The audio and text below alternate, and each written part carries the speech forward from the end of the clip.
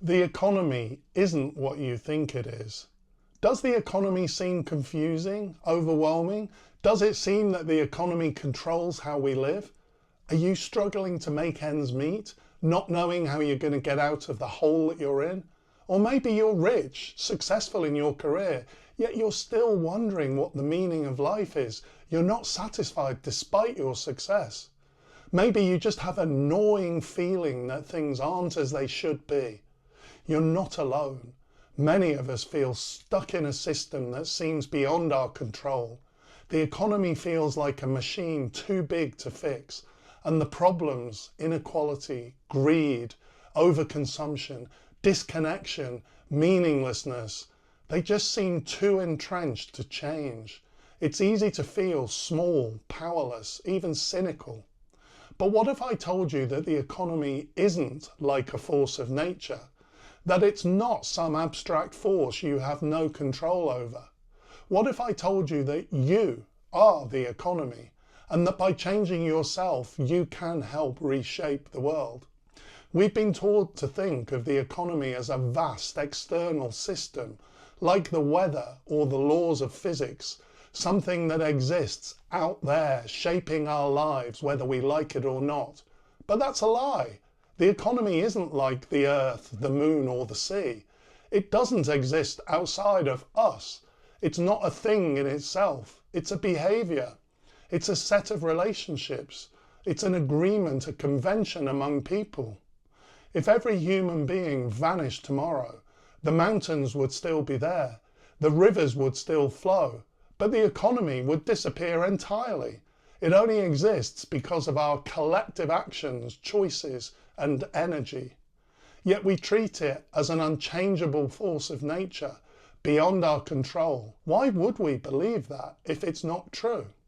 Well, that belief serves a purpose. It keeps power concentrated in the hands of a few, while leaving most people alienated from the system.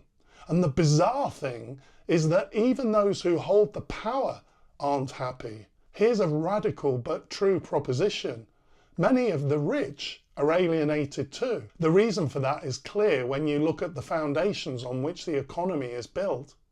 The global economy we live in is built on fear, scarcity, competition and control. The fear that there's not enough, that if I don't beat the next person, they're going to get it all. I need to fight to have enough. This fear economy tells us that success comes from hoarding resources, that we must always be competing, that progress is driven by ruthless ambition. The sad truth is that this isn't a recipe for a happy economy. It merely fuels inequality, loneliness, and environmental destruction. But it doesn't have to be this way. Just as the economy today is built on fear, it could instead be built on service, cooperation, and love.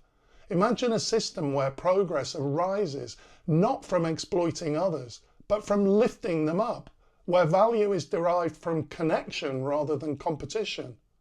Often when I talk about this, people accuse me of woo-woo economics. Years ago, I would have thought this too, but I've come to a completely different point of view, one brought about through real, practical experiences.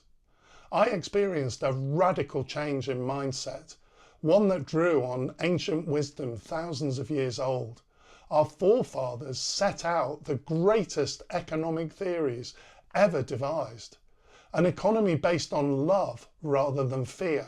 What a radical idea! So I'm proposing a radical economic theory based on love rather than fear. Changing from a mindset of fear to love has transformed my life and the way that I operate within the economy. If enough people shift their mindset, we would get tectonic shifts in the economy. What I've learned is that my energy matters. The way I think, the way I act, the way I interact with others influences the economy around me. If I change, the economy changes.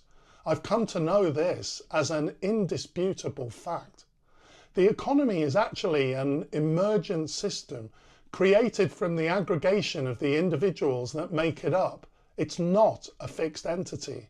And that's what makes this idea so powerful and so threatening to the status quo, because the individual has much more power than they think they do. The greatest trick that those in power ever pulled was convincing you that you don't matter, that your choices, thoughts and actions are insignificant, that you have no real power to change the system. But the truth is, the economy is not an abstract force. It's an accumulation of millions, billions of daily decisions made by individuals. As important as the decisions of individuals are the energies emitted by each of those decisions. If I emit positive energy, I change the world around me. I change the economy as it applies to me. When individuals change, the system changes with them. Think of a raindrop hitting a still pond. One small action creates ripples that expand outward, touching everything they meet. One raindrop affects the whole pond. Now imagine millions of raindrops. That's the power of individual transformation. It creates waves of change. It's time for a new economics, an economics based on enough, on love, and on harmony. Let's harness this radical power. It's about realizing that you don't have to fix the whole system to make a difference. Our political system keeps failing because it's trying to run things from the top, but all the power is at the bottom. If you change as an individual, you have more power than anyone at the top. By transforming your own inner economy, your habits, your values and relationships, you can spark dramatic change in the world around you. You don't need to be an economist or an activist to make a difference. All you need is the willingness to take small, intentional steps. Even the smallest ripple matters. The economy isn't something that happens to you. It's something you create every day with your choices, values and actions. You can harness this power starting from within. I'm not proposing a lofty manifesto or a call for top-down radical revolution. These ideas are totally practical for anyone who feels dissatisfied with the status quo but is unsure where to start.